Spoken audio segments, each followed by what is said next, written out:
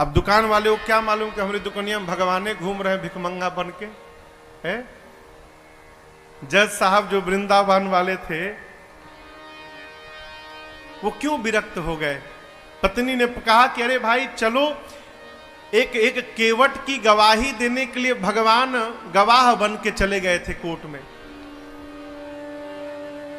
केवट ने सेठ का रुपया लौटा दिया था।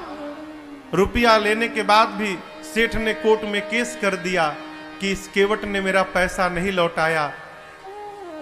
जज साहब ने केवट से पूछा कि तुमने रुपया लौटाया तो वहां पर कौन था। केवट बोला 3 लोग थे। कौन?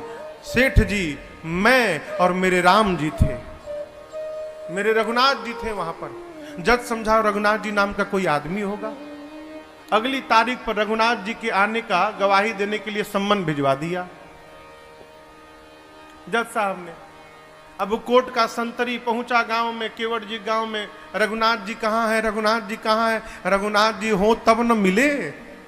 एक आदमी ने कहा देखो रघुनाथ नाम का आदमी तो नहीं है, रघुनाथ जी का मंदिर एक है जहां केवट रहता है। मंदिर के बाहर पुजारी जी बैठे थे। संतरी ने पूछा कि रघुनाथ यहीं रहता है क्या? पुजारी जी बोले हाँ भीतर रहते हैं। ये पकड़ो, उसके नाम का सम्मान है, इतने तारीख को गवाही देने पहुंचेगा कोर्ट में। अब पंडित जी सोचे जब भगवान गवाह बनने के लिए तैयारे हो गए हैं तो हम कौन होते हैं बीच में रोकने वाले। पंडित जी सम्मन ले लिए और ले जाकर ठाकुर जी के चरणों में रखकर बोले प्रभु आज तक आपके लिए मिठाई आया, आज तक आपके लिए आभूषण आए, आज तक आपके लिए वस्त्र आया, पहली बार प्रभु आपके नाम का कोर्ट से सम्मन आया है। और बहुत विश्वास करके उस केवट ने जज के सामने आपका नाम लिया होगा प्रभु, उसका विश्वास टूटने मत दीजिएगा। जिस दिन तारीख थी ना उस दिन पंडित जी सबसे सुंदर कपड़ा ठाकुर जी को पहनाए।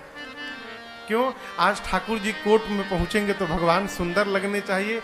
भगवान फटा पुराना कपड़ा पहने, लाठी पकड़े, बूढ़ा स्वरूप बना के हाथ ऊपर करके हम ही रघुनाथ है पहुंच गए। और ऐसी गवाही दिए कि पहली हियरिंग में ही केस समाप्त। सेठ को सजा हो गई, केस तो समाप्त हो गया, लेकिन जज साहब डिस्टर्ब हो गए। सोचने लगे भाई आज तक तो ऐसा कोई गवाह आया ही नहीं जो एक ही बार में केस को ही समाप्त कर दे। कोर्ट से निकल के अपने चेंबर में गए, केवट को बुलाकर बिठाए। बोले ये बताओ कहां रहते हो तुम? रघुनाथ जी के मंदिर में मैं रहता हूं। तो जज साहब बोले कि जो रघुनाथ आए थे? बोले जी जी। तो उनको लगा कि वो मंदिर बनवाए होंगे।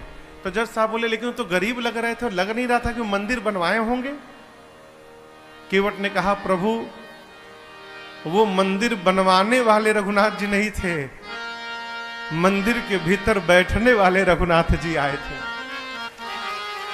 जज की मति हरा गई हो, कांपने लगा। संतरी को बुलाकर बोला सही सही बताना तुमने किसको सम्मन दिया था?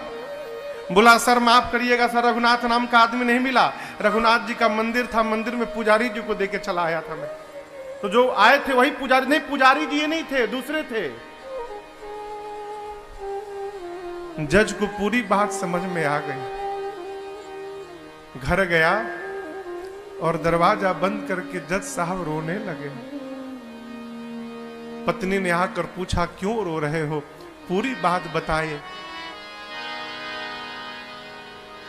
पत्नी ने कहा इसमें रोने की कौन सी बात है? अरे मान लो धोखे में ही दर्शन हुआ, तुम तो भाग्यशाली हो, तुमको दर्शन तो मिला, नाचना चाहिए। बोले इसलिए नहीं रो रहा हूं कि राम जी चले गए, इसलिए नहीं रो रहा हूं, मैं इसलिए रो रहा हूं अरे कुर्सी पे बना जज मैं बैठा रहा,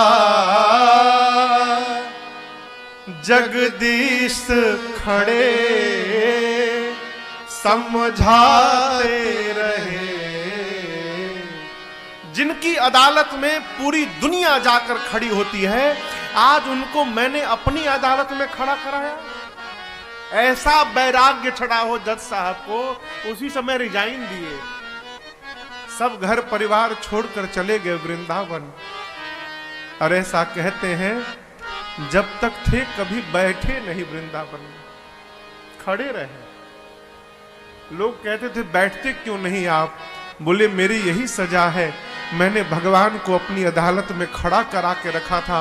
अब मैं भगवान के धाम में जब तक जीवित रहूंगा तब तक मैं खड़ा रहूंगा, अब मैं बैठूंगा नहीं। कभी